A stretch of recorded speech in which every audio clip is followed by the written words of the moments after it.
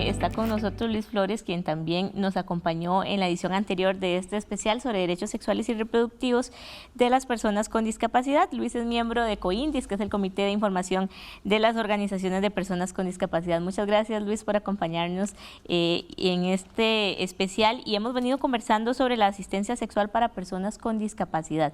En la edición anterior definíamos, ¿verdad?, y la diferenciábamos por de repente las principales dudas que pueden saltar cuando se plantea este tema, ¿verdad?, que es muy innovador. Hay muchos tabúes alrededor de la asistencia sexual para personas con discapacidad.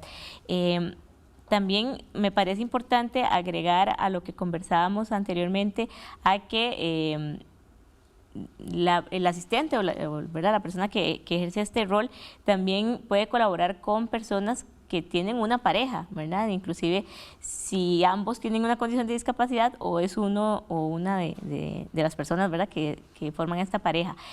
También la idea es que pueda colaborar en estos casos.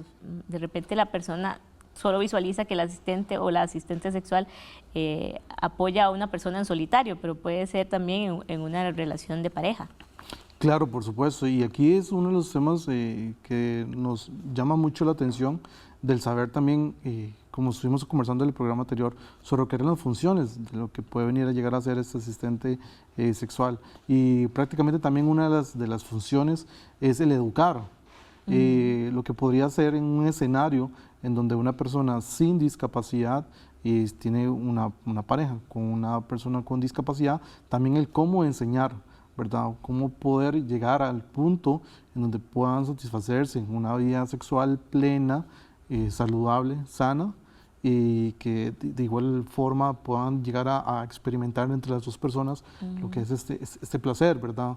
Entonces es algo fundamental por el que nosotros todavía estamos insistiendo en que esta figura tenemos que conversar un poco más y poder dialogar sobre lo que es la figura del asistente. En estas experiencias, ¿qué realimentación hay, ¿verdad?, por parte, por ejemplo, no sé, del caso de Dinamarca, del caso de España, que son diferentes todos, pero cuál ha sido como esa, ¿verdad?, respuesta, o qué nos pueden contar ellos a partir de la experiencia que se tiene ya en estos países, de los retos que de repente se han encontrado cuando empezaron con los proyectos? Los retos, prácticamente que el primero, ¿verdad?, es el choque entre también lo que es la población con y sin discapacidad, sobre el simple hecho de llegar y decir, ok, ¿cómo mis impuestos van a ir para sustentar el placer de otra persona?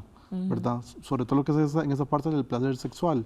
Entonces, una de las cosas en las que a mí me quedó muy marcado fue el testimonio de una persona en Barcelona, en donde ella dijo: durante más de 55 años de mi vida estuve luchando por el acceso al trabajo, por el acceso a la cultura, por el acceso en sí a mi vida independiente. Sin embargo, nunca tuve acceso a mi propio cuerpo. Hasta que por fin encontré esa figura de asistente sexual, es donde ya me identifiqué y pude conocer hasta mi propio cuerpo y saber que también tengo el derecho al placer, ¿verdad? Entonces, son una de las cosas en las que en nosotros nos llegó increíblemente el poder saber que ese tipo de cosas se están dando, y no solamente en otros países, ¿verdad?, sino que hasta propiamente en Costa Rica. También tenemos otras experiencias en las cuales otras poblaciones con discapacidad han llegado, han contado, y en los de que perfectamente puede calzar una función como el de un asistente sexual. Es muy probable que haya resistencia por parte de las familias, ¿verdad?, porque eso responde a esa falta de educación que usted mencionaba antes, a que desde la misma sociedad concibimos de forma asexual muchas veces a las personas con discapacidad, y les negamos el acceso a la información, a la educación en salud sexual y reproductiva, en afectividad, y también eso tiene que ver con el derecho a formar relaciones afectivas y construir una familia. Es parte de ese proceso también que muchas veces se ve de manera aislada como un tema meramente del placer físico de la persona. Como también hay que empezar a trabajar con el entorno de la persona que va a ser usuaria de estos servicios de asistencia sexual. ¿Cuál es la experiencia de otros países que usted mencionaba anteriormente con este tema, verdad? Que no va solamente en capacitar a la persona usuaria y al asistente, sino también a su entorno, ¿verdad? A sus familiares, sus amigos, sus vecinos, etcétera. Por supuesto, una característica para que la persona con discapacidad pueda recibir este tipo de servicios es que tiene que ser una persona totalmente empoderada, ¿verdad? Y sabiendo plenamente sobre cuáles son sus derechos y cuáles son también sus deberes. Una de las situaciones en las cuales vemos en donde hay una barrera y en el cual hay una discapacidad actitudinal, ¿verdad? Son, como vos decís, en las mismas familias, en el saber de que se cree de que la población con discapacidad es asexuada, ¿verdad? O pues, se puede llegar a pensar de que simplemente por tener una discapacidad no puede llegar a tener una familia, no puede llegar a tener hijos.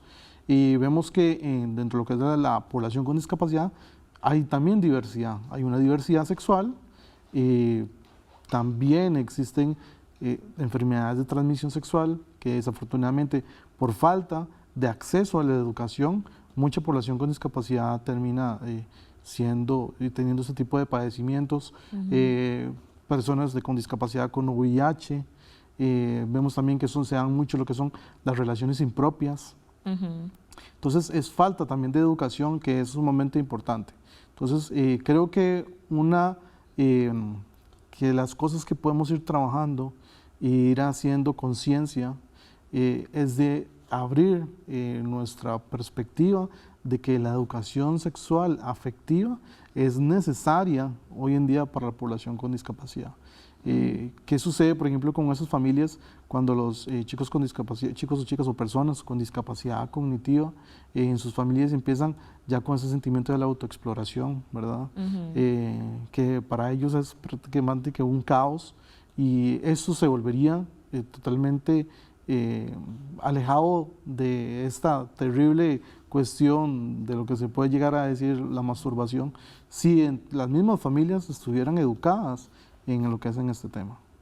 Y así es, ojalá que podamos seguir conversando estos temas y que cuando más gente reciba esta información se pueda discutir, se puedan hacer aportes para que también sea un tema que se discuta en las instituciones públicas y que en general como sociedad podamos analizarlo. Muchas gracias, Luis, por venir a compartir con nosotros esta información.